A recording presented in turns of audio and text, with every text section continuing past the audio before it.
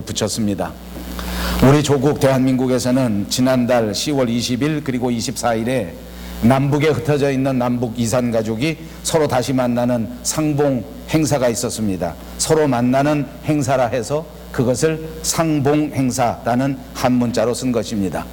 2박 3일 동안 서로 모여서 서로 같이 다시 만났는데 그 만나는 행사의 이름을 붙여주기를 이렇게 붙여줍니다. 단체 상봉, 환영 만찬, 개별 상봉, 공동 중식, 단체 상봉, 그리고 마지막으로 작별 상봉입니다. 그래서 이렇게 붙여진 이름의 행사가 전부 6번이기 때문에 한 번에 2시간씩 12시간 동안 이 사람들이 만나게 된 것입니다. 사실 이 사람들이 헤어진 역사를 보면 조금씩은 차이가 있을지 모르지만 대부분의 사람들이 지금부터 약 65년 전에 헤어진 가족들입니다. 서로 남편과 아내가 헤어져서 다시 만나는 사람도 있고, 아버지와 아들이 헤어졌다가 다시 만나는 사람이 있고, 오빠와 동생이 다시 만나는 사람, 그리고 누나와 다시 만나는 사람들이 있었습니다. 겨우 12시간, 65년을 헤어져 있었는데 12시간 동안 다시 만나고 또다시 헤어지는 아픔을 겪었습니다. 그 이후에 나오는 신문 보도를 보니까 만남의 행사를 치르고 온 사람들이 또다시 정신적 문제를 일으켜서 우울증이라든지 또는 심경에 여러 가지 어려운 문제들이 있어서 치료를 받고 있다 하는 신문 보도도 보았습니다. 여러 가지 정말 말로 다 할 수 없는 안타까운 사연들이 있었지만 그 중에 제가 하나 소개하려고 하는 것은 남쪽에 살고 있었던 이순규라고 하는 할머니, 그리고 북쪽에서 오셨던 남편 오인세라고 하는 사람의 이야기입니다. 이 두 사람은 1949년에 결혼했는데 결혼해서 약 6개월에서 7개월 정도 같이 살았습니다. 그리고 7개월이 채 되지 않았을 때에 남편이 훈련을 위해서 북쪽으로 넘어갔는데 그 다음에서부터 6.25 전쟁이 벌어지게 되고 이 사람들은 서로 만나지 못했습니다. 결혼한 지 한 6, 7개월 만에 헤어졌는데 그 뱃속에 3개월 되었던 아들이 있었습니다. 그 아들이 결국 남쪽에서 태어나서 엄마 손에서 자라났습니다. 그들을 기다리고 아버지가 돌아올 거라고 생각해서 이 아내는 집도 이사하지 않고 집안에 있는 비품도 전혀 치우지 않으면서 북쪽에 갔었던 이 오인세라고 하는 할아버지를 기다렸다고 합니다. 1년, 2년, 3년, 5년, 10년, 20년, 30년 동안 기다리다가 도저히 이제는 안 됐구나, 이제 이 사람이 죽었구나 라고 생각하고 그저 정확한 날짜를 알지 못하지만 8월 3일쯤으로 정해서 이 남편을 위한 제사를 지내기 시작했습니다. 그래서 지금까지 이 남편의 제사를 지낸 지가 무려 37년입니다. 그런데 이번에 남과 북이 서로 이산가족을 찾겠다라고 하면서 북쪽에 있는 남편이 혹시 남쪽에 있는 내 아내가 살아있으면 만나야 되겠다라고 신청을 했다는 것입니다. 그래서 이 여자는 이 남편의 소식을 듣고 처음 결혼했을 때의 심정으로 돌아가서 두근반 세근반 하는 가슴이 콩콩 뛰는 마음으로 그날을 기다려서 남편을 만났습니다. 그리고 함께 아들을 데리고 갔는데 그 아들의 이름이 오장균이라고 합니다. 우리 한국 나이로 65살입니다. 만남에서 서로 인사말이 신문에 보도되었는데 제가 그 인사말을 그대로 소개해드리겠습니다. 내가 돌아가지 못해서 미안하오. 아니요, 살아만 있어 준 것만 해도 고마워요. 헤어지는 날에는 이렇게 인사합니다. 오래 사시오. 남편이 아내에게 말합니다. 잘 가시게 여보. 저는 이 말을 들으면서 그 어떤 영화도 그 어떤 소설도 이것보다 더 진한 그런 느낌을 줄 수는 없다, 그런 생각을 해보았습니다. 그리고 그 뒤에 나오는 낱말은 정말 눈물 없이 볼 수 없는 소식이었습니다. 왜냐하면 부부는 65년 만에 다시 만났지만 또다시 헤어졌어야 했고 65년 만에 얼굴도 알지 못했던 아들, 그리고 아버지가 다시 만났지만 그들도 또다시 헤어져야만 했습니다. 그들 스스로가 이제 다시는 생전에 다시 만날 수 없다는 것을 알고 있었습니다. 그래서 그들은 서로 인사하기를 이제 저승에 가서 다시 만나자, 하늘나라에 가면 다시 만나자, 이렇게 약속하고 헤어졌다고 전해집니다. 여러분, 이제 결혼한 지 65년이 지났는데 그 할머니는 여태까지 남편을 기다리면서 혼자 살았답니다. 그리고 아들을 기르면서 혼자 살았는데 남편을 정작 만나니까 남편이 아들만 반가워하고 자기는 별로 보는 둥 마는 둥 해서 몹시 비쳐 있었다고 합니다. 65년의 세월이 지났는데 다시 만난 아내, 다시 만난 남편, 그 기억, 그 마음이 서로 지워지지는 않는 것인가 봅니다. 저는 이 대목을 바라보면서 사람들 간의 사랑이 이렇게 오래도록 기억될 수 있는 것이구나 하는 것 때문에 한동안 가슴이 먹먹했습니다. 저와 여러분이 살아가는 이 세상에서 가장 중요한 가치가 있다고 하면 그것은 사랑일 것입니다. 그래서 우리 시대를 말할 때에 사랑의 시대라 해도 과언이 아닙니다. 우리 주변에 있는 모든 노래, 모든 유행가는 다 사랑의 이야기입니다. 우리가 즐겨보는 영화, 그것도 사랑의 이야기입니다. 우리가 정말 깊이 빠져서 보는 드라마, 그것도 모두가 사랑의 이야기라고 해도 과언이 아닐 것입니다. 여러분, 이렇게 사랑하는 남자, 이렇게 사랑하는 아내, 이렇게 사랑하는 아버지, 이렇게 사랑하는 아들을 두고 또다시 떠나야 하는, 또다시 이별해야 되는 그 이별의 현장 앞에 있는 우리의 사랑은 과연 어떤 것일까요? 우리 주변에 그토록 넘쳐나는 많은 사랑, 노래만 부르면 들려지는 그 영원한 사랑, 끝없는 사랑, 넘치는 사랑이라고 하는 그 모든 사랑의 말이, 그 단어 자체가 우리 마음속에 조금은 공허하지 않습니까? 우리 마음속에 그 사랑의 말을 듣지만 정말 이 사랑이 무엇인가, 정말 이 사랑 때문에 우리가 평생을 살 수 있는 것인가 라고 생각할 수 있다는 말입니다. 이제 우리에게 정말 깊은 사랑이라고 하는 것, 우리가 정말 마음속에 감동되어야 할 진정한 사랑이라고 하는 것, 그것을 찾아볼 수는 있는 것일까 하는 의문이 들게 되었습니다. 그들이 정말 사랑했지만 그 사랑의 결과는 어떤 것일까요? 그들의 사랑의 힘은 과연 어떤 것일까요? 그것은 그렇게 위대하지도 그렇게 영원하지도 못한 제한적인 사랑에 불과했습니다. 사랑을 노래하지만 우리 속에는 진정한 사랑이 없다는 것입니다. 사랑으로 영화를 만들지만 그러나 우리 생활 속에는 그 진짜 사랑이 없다는 것입니다. 모든 가족들이 서로 위하여 사랑한다고 하지만 그러나 정말 우리 마음을 감동하게 하는 진정한 사랑은 지금 우리 주변에 없는 것 같습니다. 교회는 어떤 곳입니까? 정말 하나님을 섬기고 하나님이 사랑이시라고 하는 것을 깨닫고 하나님의 사랑을 실천하기 위하여 모인 곳, 그것이 교회라고 해도 과언이 아닐 것입니다. 그러나 심지어는 오늘날 교회 안에서도 사랑을 찾아보기는 어렵습니다. 어떤 코미디에 나온 이야기입니다. 사람들이 모여서 싸웁니다. 한참 말리는데 아무리 말려도 사람들이 그 싸움을 멈추지를 않습니다. 그랬더니 어떤 사람이 고함을 퍽 치면서 말합니다. 야, 그만 싸워. 도대체 너희들 여기가 교회인 줄 아냐?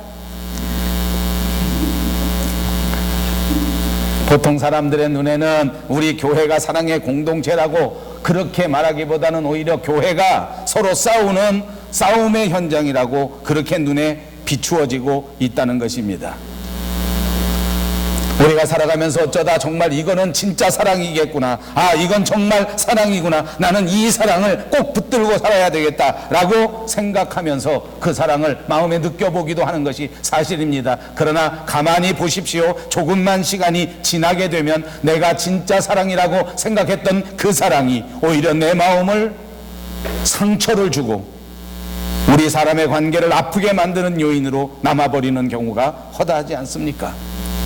우리는 어찌 보면 진정한 사랑을 찾아서 방황하고 있는지도 모릅니다. 오늘 저와 여러분 모두가 진짜 사랑을 향하여 우리 가슴 속에 정말 진정한 감동을 주는 사랑을 찾기 위하여 여기 나와 있는지도 모를 일입니다.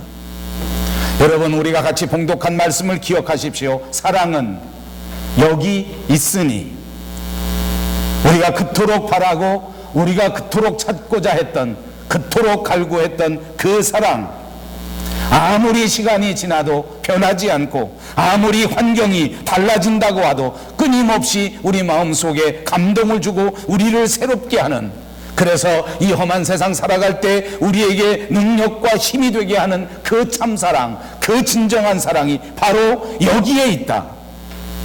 오늘 본문의 말씀인 것입니다.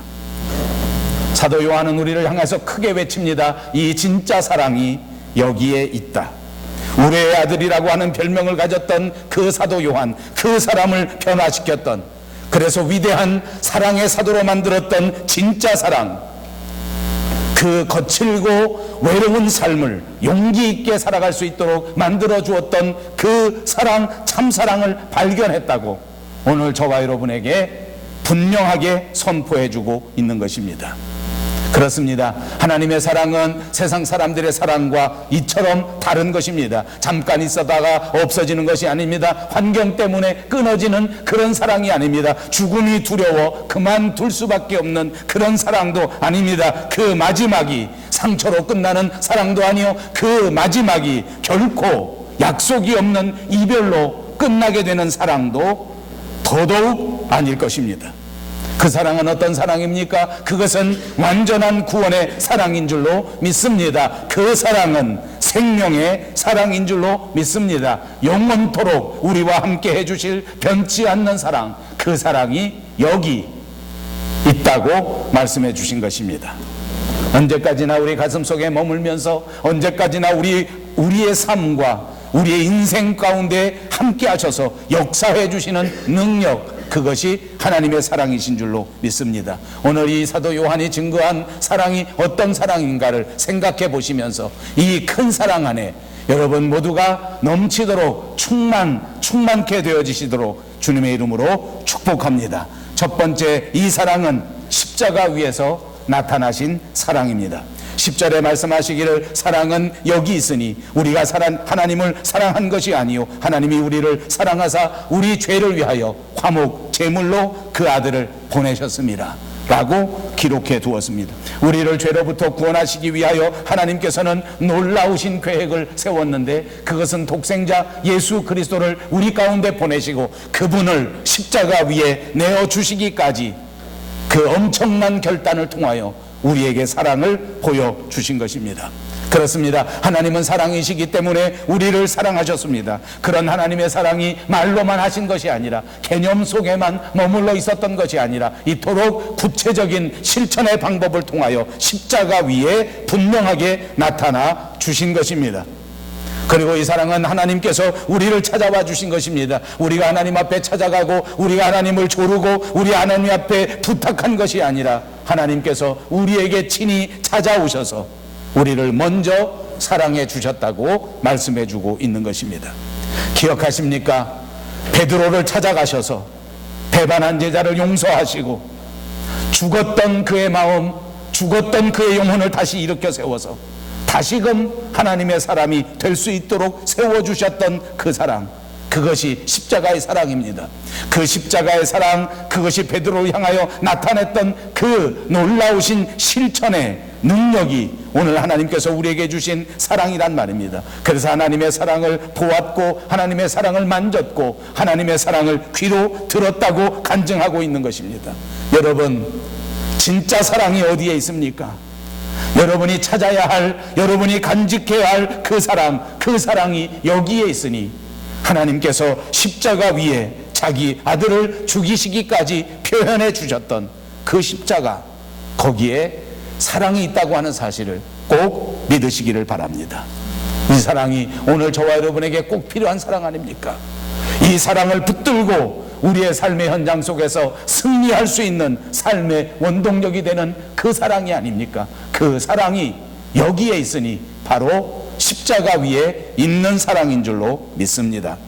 두 번째, 십자가에 나타난 그 하나님의 사랑은 오늘 우리의 삶의 현장 속에 나타나게 될 것입니다. 십자가 위에서 나타난 그 하나님의 사랑은 십자가에서만 끝난 것이 아니란 말입니다. 오늘 저와 여러분의 삶의 현장 속에서 여전히 살아서 역사하시면서 우리를 사랑하시고 우리를 위하여 희생해 주신다는 말입니다. 16절 말씀을 보십시오. 하나님이 우리를 사랑하시는 사랑을 우리가 알고 믿었느니 하나님은 사랑이시라. 사랑 안에 거하는 자는 하나님 안에 거하고 하나님도 그 안에 거하시느니라. 하나님께서는 우리 믿는 자녀들과 함께 거하신다고 말씀해 주셨습니다. 우리들과 함께 교제하시고 우리들 속에서 하나님의 사랑이 나타나시기를 원하고 계신다는 말씀입니다. 하나님이 우리 안에 계시고 그 안에 계시는 하나님의 사랑이 우리의 삶의 현장 속에서 구체화되고 삶의 현장 속에서 나타나게 되기를 바라고 계신다, 그 말입니다.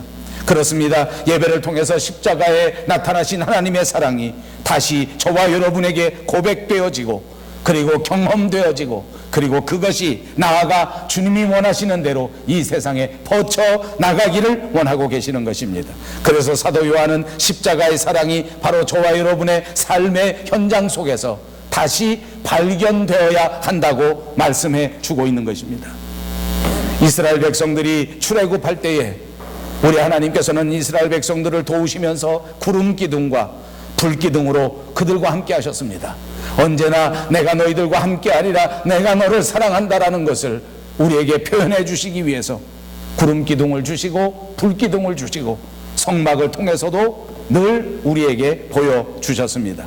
성막은 나중에 성전으로 변하지 않았습니까? 그래서 이 성전을 통하여 하나님께서는 성전 가운데 계시면서 모든 하나님의 백성들과 함께 하신다는 것을 가르쳐 주신 것입니다.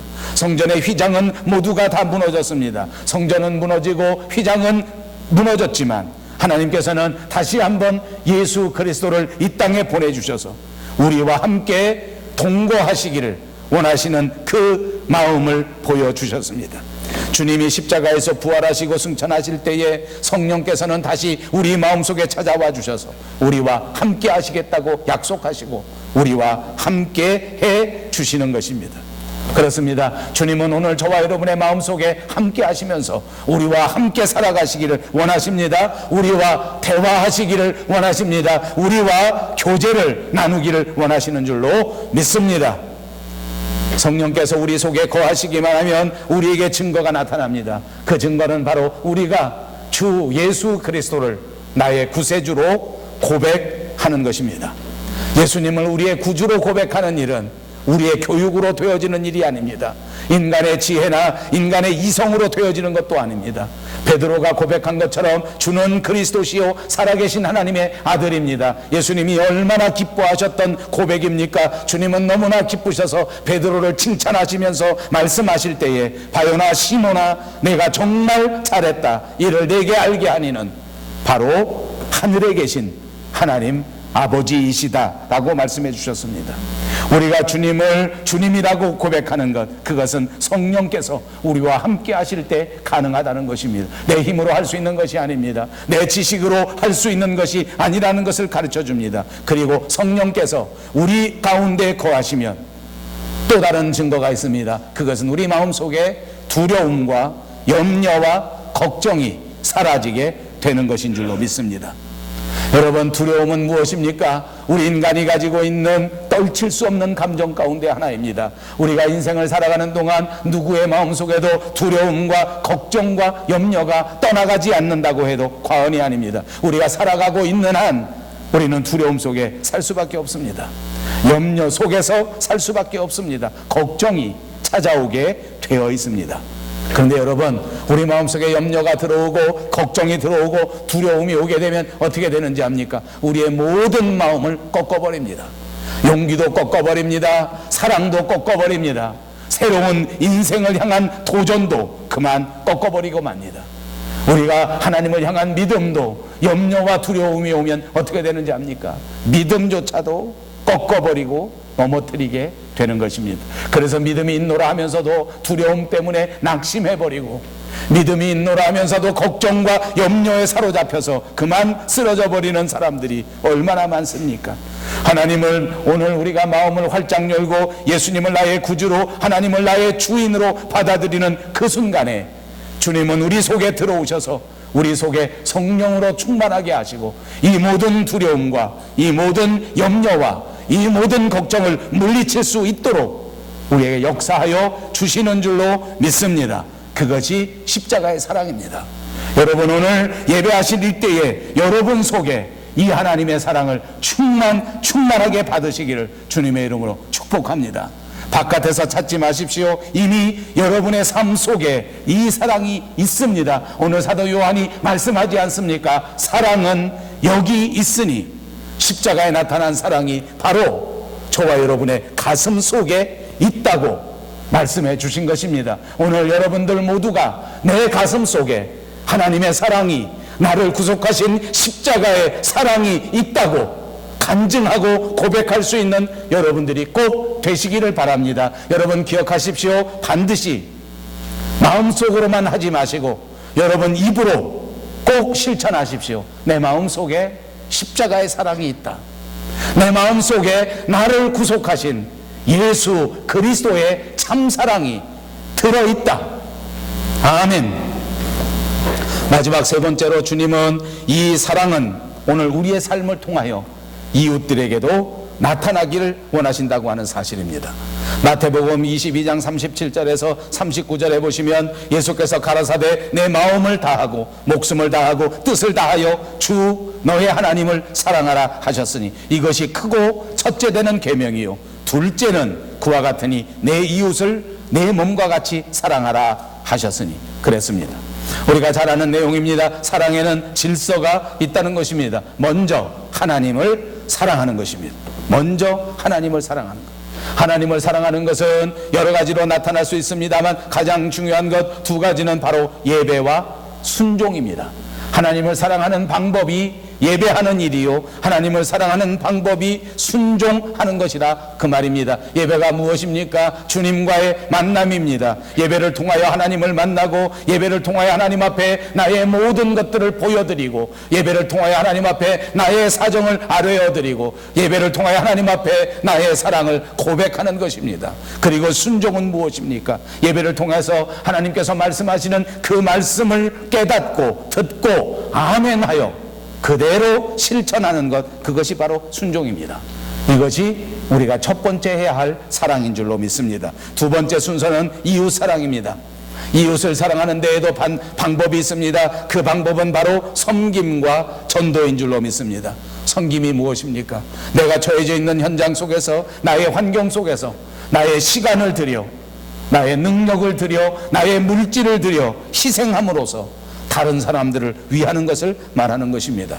내 이기심으로 살아가는 것이 아니라 내 정욕대로 내 자만대로 내 탐심대로 살아가는 것이 아니라 성령의 인도하심을 따라 거룩한 삶을 사는 것, 그것이 섬김의 삶입니다. 성령의 인도하심을 따라 희생하는 삶을 사는 것, 그것이 주님이 바라시는 섬김의 삶인 줄로 믿습니다.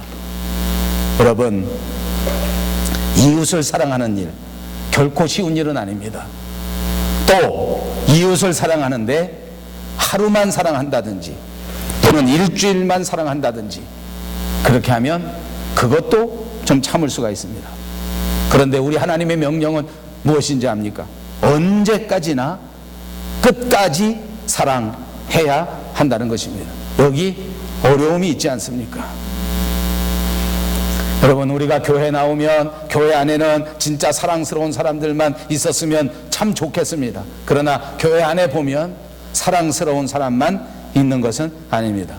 때로는 진짜 내가 싫어하는 사람, 때로는 쳐다보기만 해도 별로 마음에 들지 않는 사람, 내가 지독하게 싫어하는 그런 모습을 가진 사람, 그런 태도를 가진 사람, 주는 거 없이 밉기만 한 사람들이 함께 모이는 것이 교회입니다. 그런데 그 교회에서도 사랑해야 하고 그것도 하루만 하는 것이 아니라 일주일만 하는 것이 아니라 끝까지 사랑해야 된다는 것입니다. 여러분, 한번 교회에 등록하면 대부분 교회는 얼만큼 다녀야 하는 것입니까? 교회 다니는데 정해져 있으면 그것도 좋을 것 같습니다. 한번 등록하고 1년 되면 졸업하고 3년 되면 졸업하고 암만 늦어도 4년 되면 학위받고 졸업한다. 이렇게 하면 얼마나 좋겠습니까? 저도 한때는 그런 생각을 한 적이 있습니다. 목사가 돼서 목회를 할 때 4년 지나면 졸업시켜주고 혹시 몰라서 3년 더 하면 7년 되면 완전히 끝내준다.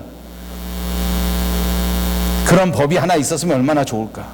그렇지가 않습니다. 한번 교회 다니면 대부분 평생 다녀야 합니다. 그 말은 무슨 말입니까? 내가 별로 좋아하지 않는 사람들을 평생 만날 수도 있다는 것입니다.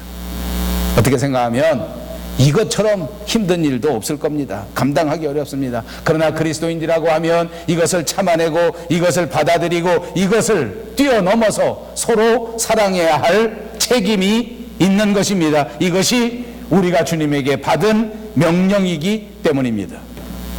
그런데 사람들은 그렇게 하지 못하기 때문에 내 마음에 들지 않는 사람이 있으면 쉽게 그 자리를 떠나버리려고 합니다. 그래서 교회를 떠납니다. 그러나 여러분, 다른 교회를 간들 거기도 별로 다르지가 않습니다. 제가 밴쿠버에 와서 목회해 보니까 이 말이 꼭 맞습니다. 서울에서는 잘 몰랐습니다. 왜냐하면 우리 교회를 떠나면 보기 싫은 사람은 대부분 없고 다른 교회 가면 전혀 새로울 수 있다. 그러니까 가끔은 새로운 교회 가는 것도 좋겠다. 이런 생각을 제가 해본 적이 있었습니다. 그리고 한국에서는 그럴 수도 있었어요. 여기 와 보니까 여긴 그래봤자 소용없어요. 여러분, 뛰어봤자 벼룩이야. 왜냐하면 여기서 다른 교회 가도 거기 가면 다 또 있어, 똑같이. 거기서 또 와서 또 딴 데 가보면 거기도 다 또 있어. 여러분, 이 말은 무슨 말인지 압니까? 내 마음에 꼭 드는 교회는 없습니다. 여러분, 교회는 환자들이 모여서 다니는 영적 병원이랍니다. 이 안에 예수 그리스도를 빼놓고는 온전한 사람이 한 사람도 없습니다. 누구나 다 환자입니다. 누구나 다 병자입니다. 어떤 때는 불편한 인간관계 때문에 교회 나오는 것이 고통스러울 때도 있을 것입니다. 그러나 그럴 때도 참아 내시기를 바랍니다. 그럴 때에도 사랑해야 한다는 이 주님의 명령을 붙들고 힘쓰시고 애쓰시면 마침내 그 모든 것들이 극복되고 새로운 관계가 형성될 수 있게 될 줄로 믿습니다. 사랑이란 무엇입니까? 이웃에게 내 모든 것들을 다 집중하고 내가 지속적으로 이웃에게 관심을 갖는 것을 말하는 것입니다. 지나가는 길에 어쩌다 만난 거지에게 동력하는 것처럼 그냥 잠깐 동안 일시적으로 돈을 주고 일시적으로 사랑을 베풀어주는 그런 것이 아니라 계속해서 관심을 갖고 지속적으로 도와줘야 하는 것, 그것이 사랑입니다. 여러분, 그러므로 때로는 어떤 사람들은 이렇게 말합니다. 내가 내 마음속에 우러나지 않는데 어떻게 사랑할 수가 있느냐? 내 마음속에서 마음이 떠오르질 않는데 어떻게 사랑하겠느냐? 그런 말 절대 하지 마십시오. 우리 마음속에서는 본래가 사랑이 떠오르지를 않습니다. 여러분, 제가 들은 정말 잔인한 이야기가 하나 있습니다. 요즘 우리 젊은이들, 우리 한국의 젊은이들은 이렇게 말한답니다. 남자가 아주 잘생기고 여자가 못생겼는데 둘이 커플이 되었습니다. 그러면 여러분 어떻게 생각하시겠습니까? 저는 사랑은 정말 차별이 없구나. 저렇게 잘생긴 사람이 저렇게 못난 여자를 사랑하게 됐구나 라고 생각합니다. 그런데 요즘 젊은이들은 그렇게 생각하지 않는답니다. 아마 여러분 표정을 보니까 여러분 다 아는 것 같아요. 반대로 볼까요? 남자는 못나 떨어졌는데 여자는 정말 예쁘게 생겼는데 커플이 되었습니다. 그럼 어찌된 영문입니까? 아바지, 모르는 사람이 하나도 없습니다. 그게 무슨 말인지 압니까? 인간이 가지고 있는 사랑, 사람이 가지고 있는 사랑은 다 그 속에 다른 뜻이 있다고 말이에요. 다 사연이 있어서 사랑하는 것이라, 다 이기적인 생각이 있어서 사랑하는 것이다 그 말입니다. 그러므로 사람의 마음속에는 진정한 사랑이 풍겨 나올 수가 없습니다. 내 마음에는 진짜 사랑이 솟아오를 수가 없습니다. 내 노력으로 되는 것이 아니란 말입니다. 여기 하나님의 사랑, 십자가의 사랑이 아니고는 완전한 사랑이 나올 수가 없는 것입니다. 그러므로 본문 8절에서 사랑하지 아니하는 자는 하나님을 알지 못하나니 이는 하나님은 사랑이심이라. 우리의 신앙이 없다면 진짜 사랑이 나올 수 없다는 것입니다. 하나님을 사랑하지 아니하고는 진짜 사랑이 나올 수가 없습니다. 여러분, 혹시 나는 사랑이 너무 부족하다, 나는 왜 사랑이 안 되는 것인가? 그러면 스스로를 돌아보십시오. 내가 신앙생활을 한다고 하면서 정말 하나님을 사랑하지 못하지 않았는가? 내가 진짜 신앙생활을 하는 것이 아니지 않는가? 여러분, 성경이 말하지 않습니까? 이 모든 것들을 다 잘한다고 할지라도, 아무리 천사와 같이 아름다운 말을 하고, 아무리 많은 물질을 가지고 봉사를 하고, 아무리 많은 사람들에게 존경을 받는다고 할지라도 사랑이 없으면 아무것도 아니라고 성경이 증언해주고 있습니다. 고린도전서 13장 1절과 3절에 보십시오. 내가 사람의 방언과 천사의 말을 할지라도 사랑이 없으면 소리나는 구리와 같고 울리는 꽹과리가 되고, 내가 예언하는 능이 있어 모든 비밀과 모든 지식을 알고 또 산을 옮길 만한 모든 믿음이 있을지라도 사랑이 없으면 내가 아무것도 아니라 하였습니다. 사랑이 없으면 아무것도 아니라, 사랑이 없으면 아무 유익이 없다. 그러므로 여러분, 요한복음 13장 34절에 새 계명을 너희에게 주노니 서로 사랑하라. 내가 너희를 사랑한 것 같이 너희도 서로 사랑하라. 사랑하는 여러분, 이 말씀을 마음속에 깊이 명심하십시오. 이제 여러분 믿음을 회복하시고